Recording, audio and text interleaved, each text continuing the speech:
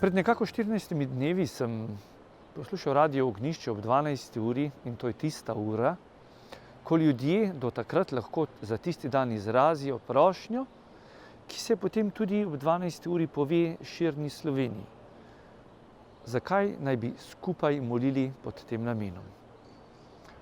Poslušal sem gospo, mamo, ki prosi, da bi skupaj molili za njeno hčerko, da ne bi tako sovražila.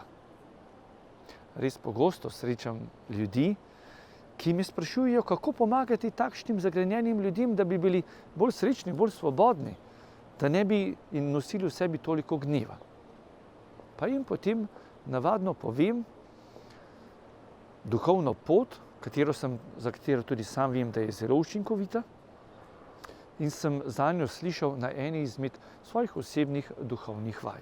In to je pot 4 duhovnih korakov.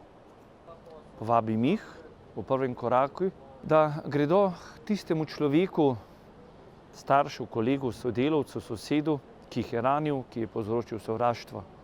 V duhu naj ozrejo njegove oči, naj mu povedo, da mu oprostijo vse, kar je ranilo njun odnos. Pogosto do tega človeka fizično tudi sam ne moreš. V duhu pa greš k njemu. In to prvo dejanje je, ki narekuje tudi to iztočnico, ta korak, da jaz naredim to, da se srečam z njim in da to dejanje, ko prosimo odpuščanja, najprej naredi svobodni prostor v meni samem. To odpuščanje je resnično tisto, ki napravlja človeka notranje svobodnega. Ničkolikokrat se zgodi, da gredo ljudje, gredo k sveti maši, gredo k svetemu obhajilu, ampak v sebi ne morejo odpustiti. Odhajajo neodrešeni, neosvobojeni, pa čeprav na nek način skoraj da okrepljeni z Jezusom v svoje življenje. Vedno najdejo neki izgovor, da druga oseba ni to storila, kar bi pričakoval, tretja se obnaša drugače. Ne, nasprotno. Želim vam pomagati danes že pri tem prvem koraku. Pojdi ti v luči svoje vere v Kristusu se srečati s tem človekom.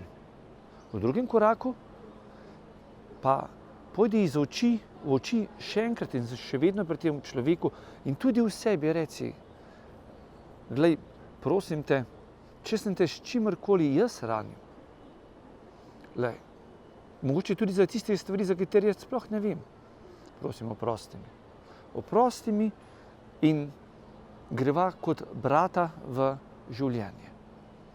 To dejanje duhovno v Kristusu vedno nosim prek tega človeka. V tretjem koraku pa saj veste, imamo se radi in želimo imeti radi tudi tega človeka in v duhu mu to tudi povem. Rad bi te imel, rad kot te ima Jezus rad kot Božjega otroka. Rad bi te imel in te imam, želim te imeti rad, tako kot te ima rada tudi tvoja mati. Kako odrešujoče, kako svobodno želim to dejanje storiti. In še ta 4. korak, ko v sebi pravzaprav tako dozorim in prepoznavam, da tudi jaz predvsem v resnici doživljam to odrešenost, želim se, dragi Bog, zahvaliti se tudi za to preizkušnjo, kajti jaz sem v njej odrastel.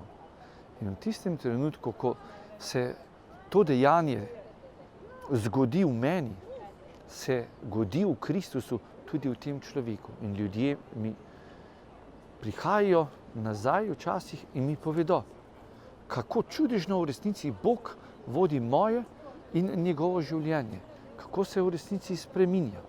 Kako v resnici pravzaprav prihajam njemu naproti v njegovo življenje in Kristus pravzaprav na takšen način po tej moji molitvi, po tej moji želji, po tej prošnji Bog naredi to v njegovem življenju, v svobodi mene in njega, v resnici spremeni njegovo življenje.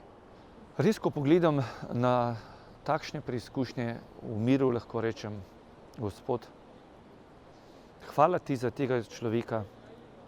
Hvala ti, da si mi v življenje pripeljal to osebo. Najprej je bila grenka, danes vidim, da pravzaprav odrešujoča.